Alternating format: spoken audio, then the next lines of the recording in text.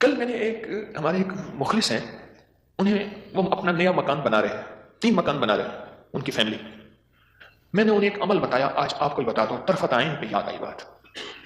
ذرا یہ عمل غور سے سنیے گا، ہر اس شخص کے لیے جو نیا مکان چاہتا ہے، نیا مکان بنا چکا ہے، نئے مکان میں رہ رہا ہے یا نیا مکان بنائے گا. میں نے کہا آپ نے نیا مکان بنایا ہے، ان قریب شفٹ ہونے والے ہیں، منتقل ہونے والے ہیں، اس کا کوئی حل بھی کیا؟ لیکن سب سے پہلے اس نئے مکان میں 3 نقصانات ہیں، اور آپ نے ایک بات اکثر سنی ہوگی، ہمیں گھر راس نہیں آیا، مکان شفٹ کیا، یہ حادثہ، یہ واقعات، جانی نقصان، مالی نقصان، پریشانیاں، مشکلات، مسائل، ہمیں نہ لوگوں کی نظر کھا گئی، یا یہ فلاں فلاں، آپ نے سنا ہوگا. آج میں اس کا راز بتاتا ہوں، یہ ہمیشہ راز یاد رکھیے گا، اور میری یہ بات ضرور پھیلائیے گا، بتائیے گا، لوگوں کا نفع ہو جائے گا، بھلا ہو جائے گا. نیا مکان جب بھی بنتا ہے اور جتنا خوبصورت ہوگا جنات کو بڑا پسند آ جاتا ہے.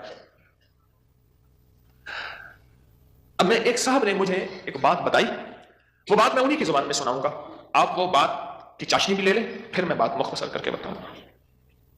اما بالا کو قرآن پڑھیں دیے، یہاں تک سمجھ آ گئی؟ بچوں کو قرآن پڑھاتی تھی اما. تو ہم نے نیا مکان بنایا، اما نہیں ویلی تھا، اما کہہ دیا بانج حافظ کوئی درخت دی ساوی لکڑ بھنا، چمک بھنا، شاخ توڑ کے لیا تازہ. اما تازہ شاخ لو کے اوپر چڑھ گئی، نیا دمار پوے، خدا خراب کر رہے، گلو سڑو، میرا گھر تک نظر یہاں، نکلو ہی تم، نکلو. کہہ رہے اما ایسی دیواروں کو مار رہی ایسی.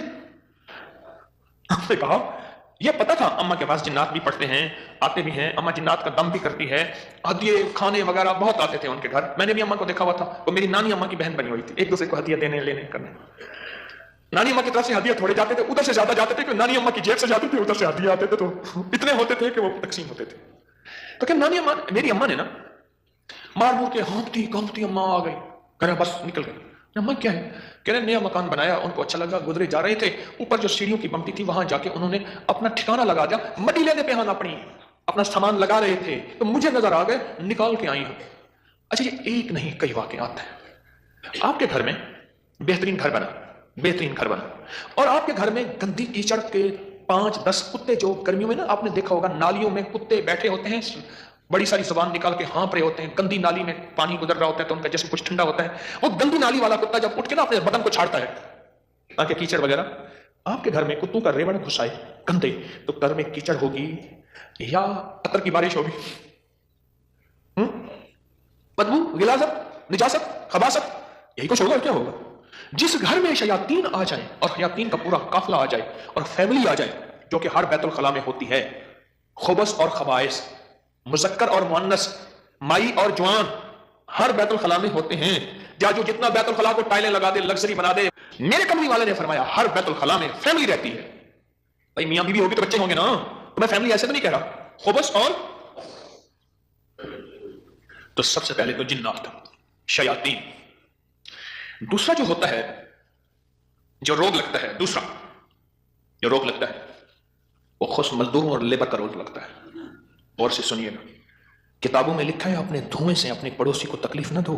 اگر تم نے کوئی مسالہ دار چیزیں، اسپائسی چیزیں، لذیذ چیزیں بنائی ہیں اور تمہارے پڑوسی کو یہ قدرت حاصل نہیں، تو اس کو تکلیف نہ دو. پانی شوربے میں زیادہ ڈال دو، کچھ اس کو دے دو. اور کتابوں میں یہاں تک لکھا ہے کہ پھلوں کے چیزوں کے چھلکوں سے پڑوسی کو تکلیف نہ دو. اگر کوئی اچھی اعلیٰ چیزیں کھائی ہیں تو اپنے پڑوسی کے گھر سے دور رکھو، اس بیچارے کو تکلیف ہوگی کہ مطلب میری جیب میں نہیں ہوتا، میں بھی کھاتا.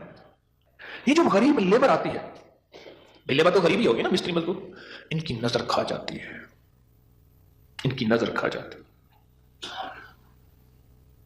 اور تیسری اور آخری چیز، یہ میں آپ کو کہتا نا گھر راس نہیں آیا، یہ میں کر کے اب عمل بتا رہا ہوں. گھر میں 81 دفعہ سورۃ یاسین، جب نئے گھر میں داخل ہوں 81 دفعہ سورۃ یاسین مل کے بیٹھ کے خود پڑھیں، کرائے کے بندے جمع نہ کریں.